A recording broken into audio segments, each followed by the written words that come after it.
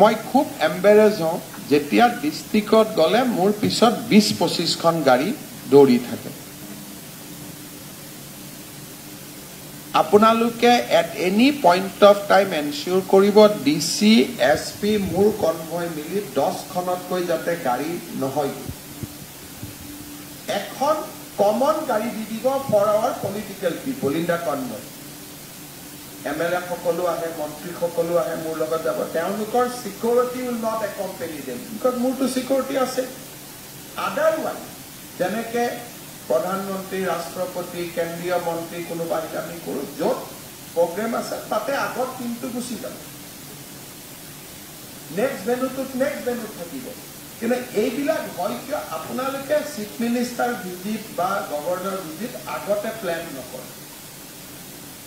দুদিন আগততো এখন মিটিং হ'ব লাগিব যে এইখিনি আমি কৰিম। তাকে নকৰি কি হয়, যেতিয়া পিছফালে আপুনি চাই দিয়ে কেতিয়াবা 70খনলৈকে গাড়ী পিছত যায়। মানুহ কেইজন য'ত মই গৈ আছো, ছাপোজ মই ভোলাগুৰি বাগিচাত গৈ আছো, ইদিনাখনে মই তেজপুৰৰ পৰা ভোলাগুৰিত গৈছো, ভোলাগুৰিত মোক ৱেলকাম কৰিলে হয়, কিন্তু বৰ্ডাৰৰ পৰাই একেবাৰে 20খন গাড়ী, এইটোতো কোনো মিনিং নাই। গতিকে অসমত আমি এটা নন VIP কালচাৰ, আমাৰ ষ্টেটাছটো বাঢ়িব বাই এফেক্টিভনেছ। এইবাৰে দিল্লীত চিফ ছেক্ৰেটাৰী দ্বিবেদী আছিলে, নীতি আয়োগৰ পৰা CM কনক্লেভলৈকে every presentation Assam was mention with lot of dignity and honour, যে Assam has achieve this, Assam has, যিমান টপ ব্ৰেকেটৰ যিমান এচিভমেণ্ট আছে অসমৰ নামটো টপ ব্ৰেকেটত আছে। আমি কোনো এটা ইণ্ডেক্সতো আমি লাষ্ট 3-4 বছৰ we are not behind. That's create the respect.